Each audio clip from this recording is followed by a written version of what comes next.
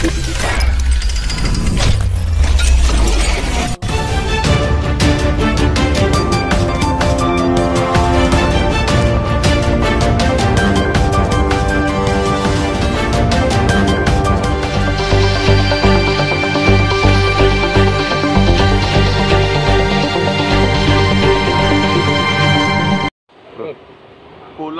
महापूर येऊन गेल्यानंतर जे पूरग्रस्त व्यापारी आहेत, रहिवासी जे लोक राहतात त्या घरामध्ये, अशा लोकांना अजूनपर्यंत नुकसान भरपाई मिळालेली नाही.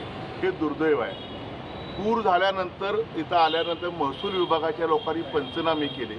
व्यापारी वर्ग आज मोठ्या प्रमाणात साधारण 200-250 लोक आमच्यावर इथं आलेले आहेत. घरात राहणारी माणसं आहेत त्यांना सुद्धा अजून अनुदान मिळालेलं नाही आहे. पूरग्रस्त आहे ते त्यांना पैसे मिळालेले नाही आहे. शासन एका ठिकाणी म्हणतंय की मोठ्यावधी रुपये आम्ही लोकांना दिले म्हणून. शेतकरी जेवढे महत्त्वाचे आहेत, लष्कर जेवढं महत्त्वाचं आहे, तेवढं व्यापारी सुद्धा ह्या देशाचा कणा हे सरकारने विसरून चालणार नाही आहे. हे सरकार जे आहे फक्त घोषणाबाजी सरकार आहे असं माझं मत आहे. घोषणाबाजी सरकार आहे.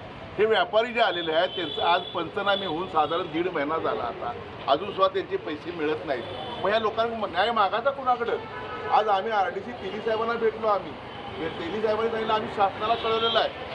जे नियम आहेत त्याप्रमाणे आम्ही पुढे नुसतं कळवून चालणार नाही. आपल्याला यांना पैसे खात्यावर कधी जमा हे सांगायला कोण तयार नाही आहे. मग सर्वसामान्य नागरिक, गोरगरीब नागरिक ह्या देशात या राज्यात राहायचं नाही काय? की मोठ्या लोकांसाठी हे सरकार काम करते, उद्योगांसाठी काम करते काय?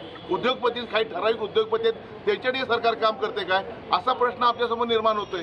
मुख्यमंत्र्यांनी, पालकमंत्र्यांनी ताबडतोब हे जे अनुदान ज्यांचं आहे, जे नुकसानग्रस्त आमचे व्यापारी आहेत, जे राहणारी माणसं आहेत ह्या भागातील, त्यांना ताबडतोब पैसे मिळण्यासाठी प्रयत्न करावेत.